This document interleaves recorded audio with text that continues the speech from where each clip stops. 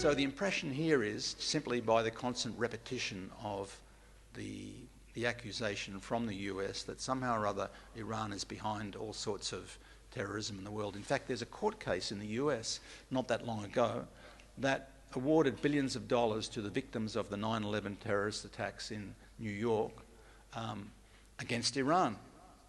No one had ever heard of this before, basically. A court sanctioned this myth that Iran was somehow to do with that, which according to the official story in the US was there was a bunch of Saudis and some Egyptians basically on these planes, not a single Afghan, let alone Iranian there.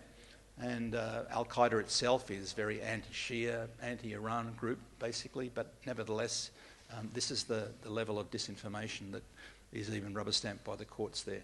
Now the interesting thing is, if we want to look for some independent evidence, or what I sometimes call admissions against interest in terms of determining the truth of a controversy, we can look at the US, the list of Washington, the State Department's own terrorist list, in which there's 69 designated groups.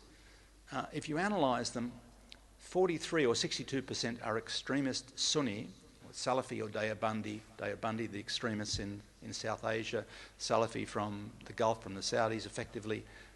Groups that want to create a caliphate, extremely sectarian groups that have this Takfiri doctrine of killing people from other Islamic sects, almost all sponsored by the US client state, Saudi Arabia, and some of the other Gulf regimes, basically. So on the US's own estimation there, and these are all anti-Shia.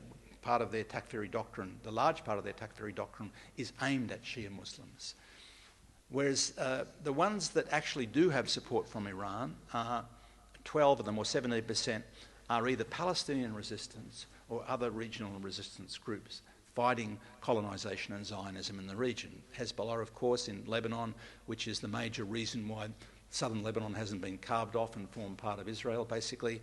Hashd al-Shabi, the popular mobilisation units in Iraq, which are the heroes of Iraq for getting rid of Daesh, getting rid of ISIS in Iraq, and which are currently under attack by the US occupation forces there. So you see, even on the US's own terms of what terror groups are, it's their allies that are actually funding and arming these groups. And that was admitted, by the way. You may have noticed, some of you may have noticed a few years ago, it was 2014, the current presidential candidate, former Vice President Joe Biden, admitted that all of their close allies had funded Daesh and Nusra and all of the other Takfiri groups in Syria to try and get rid of the government in Damascus. And he was supported in that by the then head of the US Army, General Martin Dempsey. You know, so on their own admissions, all of that terrorism in Iraq and Syria and other parts of in Lebanon, other parts of the region, were effectively funded by their allies